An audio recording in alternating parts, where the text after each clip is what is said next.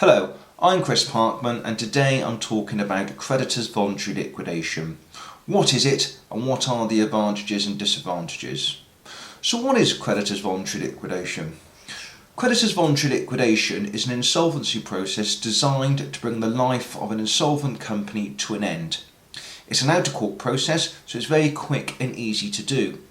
Once instructed, the insolvency practitioner will contact the creditors and they will then correspond with them rather than the directors, thus leaving the stress and pressure that will no doubt be on the directors of an insolvent company.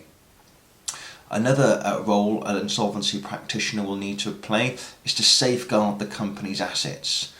Often, the insolvency practitioner will also instruct agents to uplift and sell any tangible assets that there might be.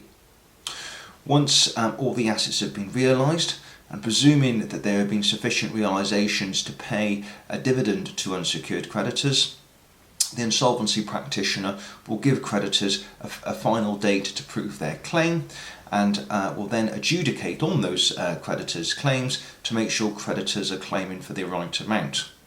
The insolvency practitioner will then work out what the rate of dividend will be and then will pay that dividend to the unsecured creditors. Once that dividend has been paid, the insolvency practitioner will then prepare and file his final report and the company will then be struck from the register. So what are the advantages?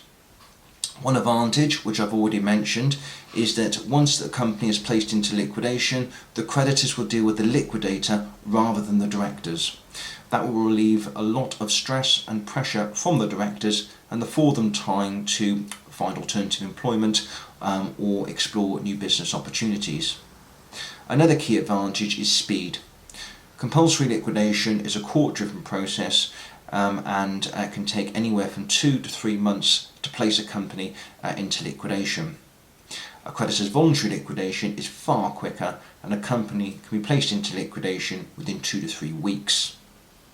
Once a company is in liquidation, the Employment Protection Act will come into effect, which means that employees can make a claim to the Redundancy Payment Service for any arrears of wages, holiday claim, notice pay and redundancy. If a director is also an employee, they too will be able to make a claim to the Redundancy Payment Service up to the statutory limits. Once appointed, the liquidator will assume full responsibility for all of the assets of the company and will look to realise those in order to pay a dividend to the creditors. If any assets were considered onerous, for example a lease, the liquidator also has a statutory power to disclaim those in order to deal with them. In some circumstances, it is also possible to have what is called a Phoenix company, which is where the management team or directors buy back the underlying business from the liquidator. This can have many advantages. Not only could it save what would otherwise be a profitable business, it can increase realisations, reduce creditors' claims and save jobs. And in those circumstances, a Phoenix company would be appropriate and could be a significant advantage. So what are the disadvantages? One perceived disadvantage of a creditor's voluntary liquidation that directors are quite often concerned about is the statutory investigation and report to the Insolvency Service.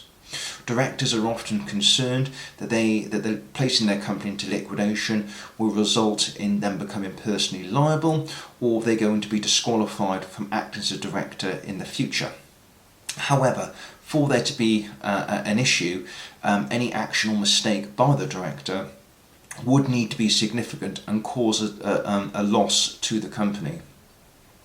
More often than not, if there has been a mistake or an action taken by the director, it is quite often possible to rectify that mistake prior to placing a company into liquidation or as part of the liquidation process. Therefore, if you do have any concerns, it is always really important to discuss those with the insolvency practitioner prior to placing the company into creditors' voluntary liquidation. As there are so many options available to insolvent companies, each with its own various advantages and disadvantages, it is always important to take advice from a reputable insolvency practitioner to make sure that you are making the right decision for your company. If you would like to discuss your company's circumstances and would like a free meeting to run through the options available to it, please not hesitate to contact us. Thank you.